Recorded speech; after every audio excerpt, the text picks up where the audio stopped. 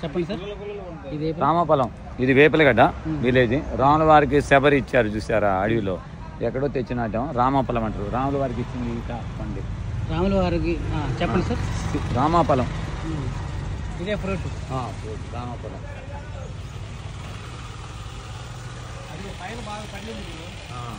సీతాఫలం ఆకులు అలానే ఉంటాయి కానీ దాన్ని సీతాఫలం రామఫలం అంటే. ఇగో తీసుకెళ్తారా మరే బాబు, తీయనొచ్చు, బాగుంటుంది, తీయ ఉంటుంది. అక్కడ ఇచ్చేనా తీసుకెళ్తాం. ఈ రామఫలం అండి, ఇది మనకి శ్రీరాముల వారు గారు ఆ కాలంలో సార్ కాయ అడవిలో వారధి కట్టడానికి వచ్చినప్పుడు శబరి అని మునిస్తాడు.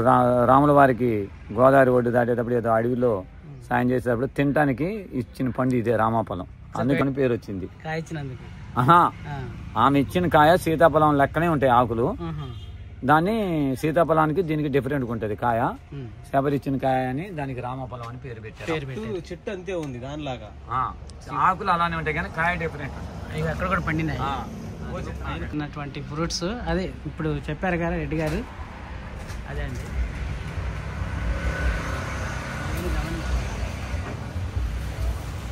ఆకులు సీతాఫలం ఆకులు ఉన్నట్టే ఉంటాయి కానీ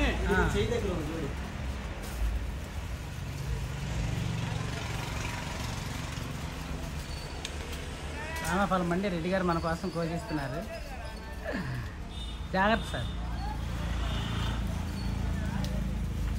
అతను ఎక్కడ సాధించారు సార్ అంటే ఈ టైంలో ఈ కాయలు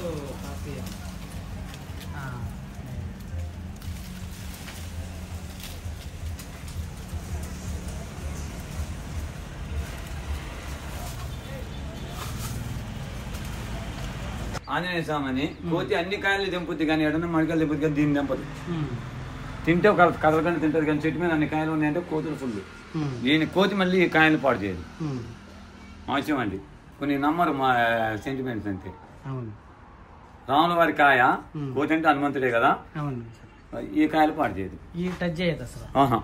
చూసా అట్లా నేచర్ అట్లా ఉంది, మన అర్థం చేసుకోవాలి. అది ఈ కోతి ముట్టుకోదు కదానే, ముట్టుకోదు అసలు, పాడు చేయదు. లేదా దాని కాయలు ఉండవు. మామిడికాయ ఒక పిండి ఉంచదు, మళ్ళీ పక్కనే ఉన్న చెట్టు మీద మామిడి పిందెలు ఉంచదు, జామకాయలు మొత్తం ఉంచదు. కానీ ఈ కాయ కాడికి వచ్చే కోతి మా దేవుడిదని, అంటే మనం కోతి అంటాను కానీ ఆంజనేయ స్వామి ఈ కాయను ముట్టుకోడు. తీసుకెళ్ళండి కవర్. కోతి అన్ని పాడు చేసినప్పుడు ఇది ఎందుకు పాడు చేయదు? మోగజీవి. అవును సార్.